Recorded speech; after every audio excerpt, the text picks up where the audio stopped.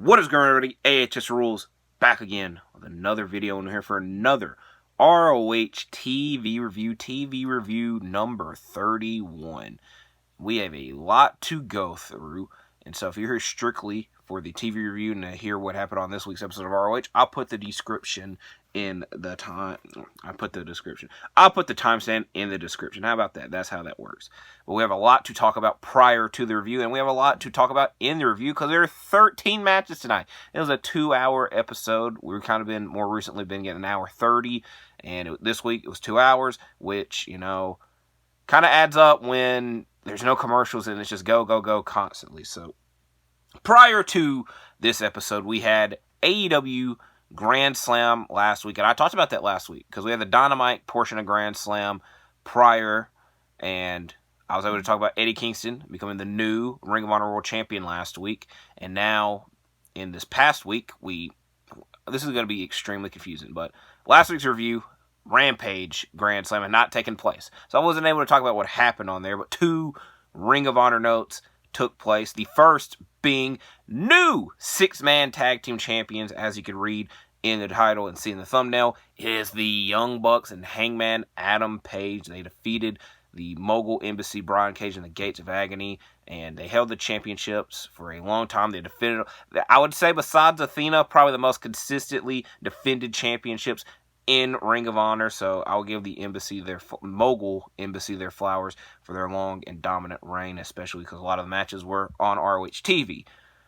And it's also weird because if you were to tell me, hey, 2019, Young Bucks and Hangman Adam Page, they're leaving ROH. They're going to form their own company in AEW. If you were to tell me that in 2019, 4 years ago, hey, they're going to be ROH 6-man tag team champions again, I would have said you're lying, but here that we are. This is their second reign. Their first reign came in 2017. They defeated Dalton Castle and the Boys, but it is the Young Bucks' third reign as 6-man tag team champions, as they won the championships with Cody in 2019, and it was, or 2018. And I'm doing this all off the top of my head because I was researching it on Wikipedia. Maybe not the most reliable source, but my memory and Wikipedia sort of added up. It was prior to All In, they won the championships. And I don't fathom they mentioned that at all on the All In broadcast in 2019. So if that was your first exposure to Ring of Honor, I guess in better part AEW, because that was kind of what preluded AEW. I know for certain Cody Rhodes did not come with the ROH 6-man tag titles. I'm pretty sure the Young Bucks didn't either. So we have new 6-man tag team champions, and this kind of adds to my sentiment I made last week at the end of the show. AEW are adding pay-per-views. They added All In this year. They just added WrestleDream, which I'll give my predictions to that tomorrow, so check that out. And it has me a bit concerned that we won't get an ROH Final Battle this year if they're so worried about the AEW pay-per-views. But the sentiment I was making at the end of last week, I'm like, the champions in ROH right now are loaded, and they can make Final Battle this year a big-time event, since a lot of AEW, like the bigger names, MJF, Adam Cole, now the Young Bucks and Hangman Adam Page, are champions involved. And I was saying, I doubt we have an ROH pay-per-view without the champions on it. So we shall see if we get Final Battle. But speaking of champions in Ring of Honor and AEW pay-per-views, WrestleDream has 2 as of this moment, has 2 Ring of Honor championship matchups. The first one is very, very controversial. But MJF will be defending the ROH Tag Team Championships against The Righteous. Now, why is this controversial? A, The Righteous won the Tag Team title number 1 contenders match at Rampage last week. They defeated the Hardy Boys. Why the hell can the Hardy Boys not get an ROH Tag Team title match? The Kingdom and the Best Friends. Now, out of all those teams, AEW-wise, the Righteous are kind of the least known. They've very rarely appeared where the other teams have, like, the Kingdom have more recently appeared. The Hardy Boys, if you don't know the Hardy Boys, you might not know wrestling. And the Best Friends who've been in AEW, not since, I would say since day one. They were at the second press conference, but they've been in AEW since the very beginning. So people know who they were. The Righteous, the main thing I'm getting at is a lot of people don't know who the hell the Righteous are and why they're getting this ROH tag team title match. on an AEW pay-per-view against the AEW's biggest stars. And I think the main complaint is this is the second AEW pay-per-view in a row. We're not getting an MJ. I was trying to combine his whole name. MJF AEW World Title Match. We're getting our MJF ROH Tag Team Title Match. And again, it even adds more to the controversy because Adam Cole's hurt. Get well soon. We all love you, Adam Cole. And so now it's a handicap match for the tag team. It's just very messy, and a lot is going on with MJF, but he's the biggest star in AEW right now. I'd say he's the world champion. He's almost had the championship for a year now. So from an ROH standpoint, I have no clue what the hell's going to happen, because and a lot of people don't imagine the AEW world champion losing a match, let alone to people that in AEW wise is not as well known. But speaking of ROH, going back to ROH talk. We have an ROH World Title Match. Eddie Kingston's first. It might be second. Alright, we're going to have to double check this. We're double checking it. Because Rampage has not happened yet, but on Rampage, Eddie Kingston has a match, but I don't know if it's for the ROH title. So I'm making sure I'm not speaking out of my ass. I know that wouldn't be nice. Let me see. Please pop it up. Alright, I was correct. This match on Rampage is for the New Japan Strong Openweight title. Eddie Kingston versus Rocky Romero on Rampage, but at WrestleDream for the ROH World title, it will be Eddie Kingston versus current ROH Pure Champion Katsuyori Shibata, which, I don't like complaining, and I'm not going to complain about a Shibata match. I kind of wish it was a different opponent, because, Shibata is the Pure Champion. I wish he would be defending the Pure Champion. That's not involved. But I understand they want Shibata on the card because of a lack of New Japan presence. And I'm not going to complain about a Shibata match taking place. So, Eddie Kingston versus Katsuyori Shibata. MJF versus The Righteous for the AEW Tag Team titles. I think that is all the housekeeping I need to get through. So now we are 7 minutes in. I apologize. But, a lot's happening with ROH. And so now we get to the review portion. Like I said, this is a long episode, so let's get right through it. The first matchup was Josh Woods versus Brandon Irving. Also, last side note. I like showing y'all my notebook every once in a while, but we are on the very last page in the notebook. And like I said, this episode took up 3 pages worth. So, Josh Woods versus Brandon Irving. An aggressive Josh Woods dominates and wins the match with an Anarchy suplex into the corner. So, first matchup was quick and to the point. Next matchup is Scorpio Sky versus Tony Nese. Scorpio Sky, former ROH Tag Team and 6-Man Tag Team Champion. Nese, before the match, said that he would not be able to find Grand Rapids, Michigan on the map, because that is where they're located at. But he said if he was to look, it would probably be the fattest part. That they're going to do some group exercising, but Scorpio Sky interrupted. Sky has the advantage early until he's distracted by Mark Sterling on the outside. Nese keeps Sky grounded once they're back in the ring. Sky fires up after landing a big clothesline and hits a Sky High for a 2 count. Nese fights back with a sunset flip and a kick, but he couldn't fight back after getting hit with a TKO by Sky, leading to the Scorpio Sky victory. Next matchup is Gravity versus Lee Johnson. Back and forth early, featured several arm drags. Lee Johnson starts taunting a lot during this matchup, which is a bit weird because, it's a bit different because of the Lee Johnson matches that we've seen in ROH. He's mainly gotten beaten up, so he had the advantage in this matchup, but he mainly spent it taunting. But Gravity was able to hit a springboard crossbody to the outside. Lee Johnson hit a big Blue Thunder Bomb for a close 2 count. Then Gravity had a close 2 count following a Schoolboy, but he was able to get the 3 count following a Frog Splash. This was a good matchup, in my opinion. Next matchup, Lady Frost versus Billy Starks, accompanied by Coach Athena. Starks has a dive to the outside early on, but Athena coaches Starks up, and Starks is distracted by this, trying to shoo Athena away, but that does not help, leading to a distraction, and Lady Frost having the advantage once they're inside the ring. Frost hits a cartwheel, followed by a drop kick, and then Frost hits another cartwheel, this one followed by a body drop. And then she hits the frostbot off the top rope, and we think this is going to be the end of the match, but Athena is able to break the pin up without the referee seeing. That is just... I will say this. I know in wrestling, referees are not the smartest people. I apologize, but I want y'all to go back and watch what actually happens. Y'all aren't. So, on this episode of Ring of Honor specifically, a lot of referee distractions, and this was probably the worst case of it, considering Athena, not only broke the pin up without the referee seeing, but, Athena got in the ring, referee not seeing, and, pushes, the pin off, and, nothing happened after. That's an instant DQ.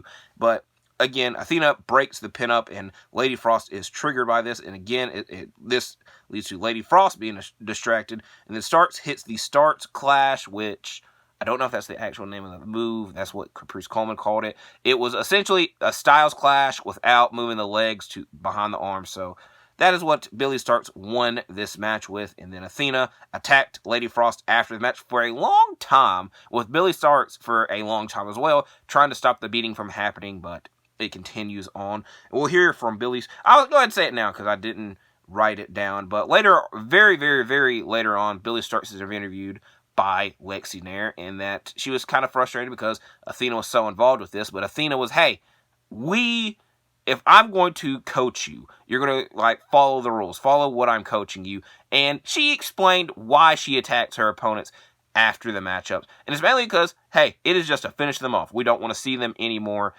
And then we have a big Athena title match next week, but I'll talk about it later on when it was announced. Next matchup is the Outrunners versus Darius Martin and Action Andretti. The Outrunners have an interview early, and they were frustrated that a lot of people don't think that they're the best tag team. I don't know if they said best tag team in the world or the best tag team in ROH. I think the latter one being more reasonable, and that they're going to prove it tonight. Truth Magnum and Action Andretti start the match off, and the Outrunners have the advantage early on if they both stopped Andretti and Martin from hitting dives to the outside. The Outrunners attempt their finisher, the Total Recall, but Andretti pushes off, and they're making sure, hey, are you okay? You okay? But during that time period, Andretti was able to get the tag to Martin, and then Martin and Andretti win the matchup with the double Alabama Slam, which they're still not a tag team finisher name for. So Darius Martin and Action Andretti pick up the victory. Next, we get Laney Luck versus legit Layla Hirsch, and Hirsch is triggered early on once Maria Kanellis comes out to the match to watch the match, and Layla Hirsch quickly finishes his match off with winning with an armbar. Then she looks into the camera saying, "That's 11 wins in a row. I want Athena." Dun, dun, dun, dun. And then later on, we got an interview with Layla Hirsch, and Maria's like, "Oh, that was impressive," and whatnot. And Layla Hirsch don't care at this point, which is something I appreciate. Hey, Maria's been appearing a lot lately, and we're going to keep talking about Maria later on. And I think Layla Hirsch was like, "Hey, I don't care. I have my match with Athena next week. That's what I wanted." So, legit Layla Hirsch versus Athena for the ROH Women's Championship on next week's episode, which is a match that I feel there's a bit of a build with, because like I said, Layla Hirsch is on this big winning streak. Athena is also on this big winning streak. It's a clash of top stars in the Ring of Honor Women's Division. I almost slipped up and said AEW Women's Division. I'm glad I didn't. Now we had a very surprising matchup. We had Jimmy Jacobs versus Shane Taylor. And yes, I put this in the thumbnail because Jimmy Jacobs is an ROH legend, and this is his first Ring of Honor match in 9 years. His last one, Supercard of Honor 2015 against B.J. Whitmer. This was not his last ROH appearance because, A, he's been appearing recently mainly as judges during Pure Rules matches.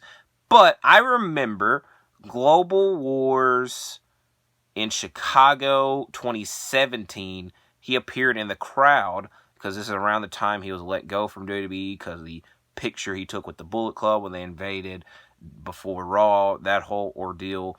But I remember they did oh, hey, let's take this selfie, and it was Jimmy Jacobs that took the picture. So that might have been his last ROH appearance before this year, but this was his first matchup in ROH in 9 years, and this one being against Shane Taylor. And I should also probably mention that this match mainly probably took place because he is from Grand Rapids, Michigan, where this episode was filmed at.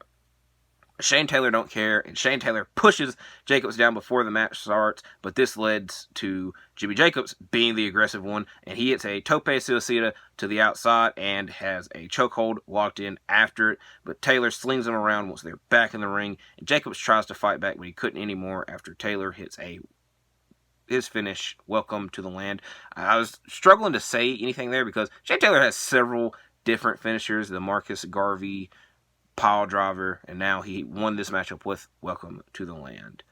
Next matchup, Dalton Castle and the Boys versus Ren Johnson, Trenton Tormenta, and Xavier Walker. Castle and Jones are the two to start this match off, but Brent of the Boys quickly tags in and is kept in the corners of his opponents until a tag is made again to Castle, who was able to win the matchup for his team after hitting a bangarang. I'm not going to lie to y'all. I don't like, this is a slight complaint I think I've went over before. I don't like 6-man tag matches that involve teams that don't have a trio's name.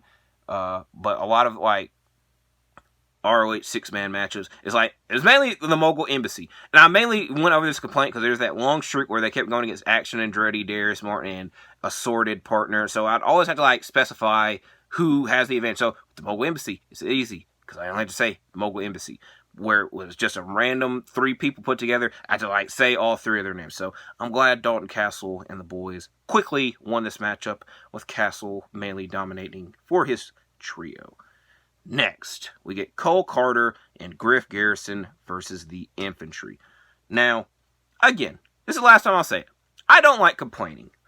And I haven't really complained about this episode. I've just made some notes and some criticism, but this is going to be a full-on complaint. I won't argue that. I hate this storyline, and I doubt much can change it. Now, I will also specify this with saying, since Cole Carter has competed in ROH, I've not been the most interested in his matchups. His matchups come in sloppy and the least interesting when I watch ROH. And so now he's in this storyline where nothing from it has progressed over the month plus that has been going on. But earlier in the night, Griff Garrison had an interview, and he was saying that he's said over the past couple of weeks that he was sloppy and not ready to go, but he came to the realization that he was. He just doesn't know what he's doing in this tag team. And the last tag team that he was in was put together, and that guy's not even here anymore, which I imagine he's alluding to Brian Pillman Jr. and the Varsity Blondes, which I would also say, hey, y'all had things in common. Y'all also had a tag team name. Y'all also kind of made the Varsity Blondes work. So I don't really know why he had to throw that shot in, but this time around, I can understand his complaining, because this tag team I just don't like it. There's no progression in the storyline. It mainly was starting with Maria wanting to form a new version of the Kingdom, and the main 2 people that she's been targeting is Cole Carter and Layla Hirsch, doing the smart thing, trying to go far away from it as she can. And again, this time around, it's 2 people that don't want to team together or teaming together and whatnot, but essentially, Griff Garrison's interview was interrupted by Maria and Cole Carter because those 2 were frustrated with how Garrison was acting, but Garrison made sure to let them know he ain't going to cheat to win these matches like they were. But now we get to the match. Cole Carter and Griff Garrison versus the Infantry. Garrison and Bravo start the match off, but the Infantry keep Carter on their side of the ring after several tags were made. But Garrison does not want to cheat, as I mentioned several times, just like last week, and he's arguing with Maria and Cole Carter about this throughout the matchup. Garrison was able to break up a pin after... Wait, what the hell did I write? Garrison was able to break up a pin after a big Charlie Bravo crossbody. I'm also about to throw up in my mouth a little bit, so I didn't. Russian leg sweep and big boot by the Infantry, which, thank you. I will thank the Infantry. For several weeks, they have their finishing move, which is a Russian leg sweep and a big boot. They finally named it. It's called the Boot Camp, which, thank you. Thank you for naming it, and thank you for it meaning something, and it fits them with their military background. So thank you to the Infantry. Sadly, they did not win the match with it, as Maria stops any type of pin from happening, and Trish Adora, who accompanied the Infantry, is like, hey, I'm going to get Maria. But the referee is distracted, and Cole Carter is able to get a roll-up with the feet on the rope to win the match for his team, the Kingdom 2.0. That's what I'm going to call them. So, yes, Cole Carter and Griff Garrison get the victory. And I imagine we're not through with the storyline. Next, Mercedes Martinez versus Allison Kay. And both had interviews way before the match took place.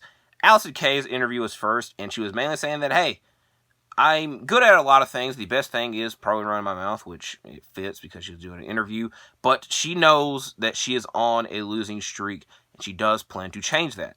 Then, Mercedes Martinez has an interview. She says, hey, Allison Kay, you're on a losing streak.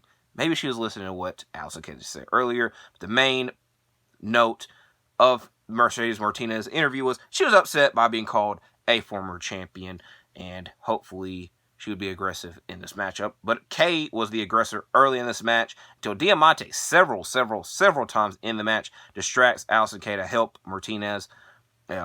This has Martinez having the advantage for a majority of the match until Allison Kay hit a big boot on Diamante, but Diamante recovered very quickly and was able to hit a cutter on Allison Kay while she was on the outside, again, while the referee was distracted, leading to Mercedes Martinez winning the match with a running knee and suplex. So I'm also going to do a count. 1, 2, 3, 4 of these matchups, 4 out of the 13 matchups tonight had referees distractions that led to the finish of the match. So on a normal show, most normal wrestling shows only have 5 matches, so that wouldn't be that bad. Here, it bothers me. But Mercedes Martinez won the matchup. Next, we have the Iron Savages versus the Gates of Agony. Very earlier in the show, the Mogul Embassy had an interview, and they were pretty much just frustrated that they lost the 6-man tag team titles, but they've dominated ROH and plan to continue dominating ROH. It probably would have been more interesting. I'm going to say more interesting, but it would have probably made sense to get an interview from the Iron Savages, considering they lost their tag team title match to I want to say the Revival, to FTR several weeks ago, but I guess they're over it. Khan and Bronson start the match off at the Gates of Agony, focus on taking out both their opponents as Bronson attempts a tope suicida to the outside, but is caught by both Gates of Agony and slammed on the rim. This was a very big spot, and then it takes a long time for Bronson to be able to recover from this, but eventually he was able to recover and hit a frog splash for a 2 count. However, the Iron Savages attempt to drink the Savage Sauce, but Prince Nana grabs it and steals it, and this leads to another distraction, like I said, and the Gates of Agony winning the match with the Gates of Agony. Next, we get Ethan Page versus Rohit Raju. Ethan Page had an interview earlier in the show, and he was talking about the hot streak, winning streak, whatever you want to call it, because he's constantly, depending on how many matches he wins, it changes. Sometimes it's a hot streak, sometimes a winning streak. He's on a roll, essentially, is the main thing. But Raju interrupts and goes, hey, you can't spell ROH without Rohit, which I think is funny and hilarious, so I'm glad he said that. And I don't know if you know that. My stomach just growled loud as a M effort. I don't know if you heard that, but definitely distracted me. But Ethan Page was saying that he was glad that Rohit was able to get his TV time now, because now he's going to kick his ass very quick. And he did that, I'd say, for about 2 to 3 minutes, and he won the matchup with a slingshot cutter. Now it is time for the main event. Brian Cage versus Meta Leak. Cage dominates the matchup early, and that was mainly highlighted by Cage hitting a 619. Meta Leak was able to hit a springboard Hurricane Rana and springboard crossbody, and then was able to hit a Code Red, a very impressive Code Red, for a 2 count. Metalik then attempts a senton, but Cage was able to put his knees up, and then he hit a sit-out powerbomb and a drill claw to win the matchup and to end this episode of ROH. So, like I said, we talked about a lot, and like I said, while it was a long episode of ROH, at least it was a good episode. It definitely wasn't a bad episode. So, there's a lot that did happen on this episode of ROH, and, maybe, I'm about to go on a big spiel, so I will try to make it a quick one at least. But hopefully we have a lot of ROH related things continue to happen, because like I said, last week we had a ROH World Title change, then this week we had a 6-man tag team title change, we had ROH related matches announced for an AEW pay-per-view. So if you want to hear me talk more about WrestleDream, my WrestleDream predictions will be up tomorrow. And we got a lot of things coming up. I would just continuously say that. I'm a very dedicated person when it comes to this type of stuff. So hopefully it pays off. So, I don't know. I like saying I don't know a lot. So, who knows? So, thank you for watching this. Stay safe. Like and subscribe. I'll see you in the next video.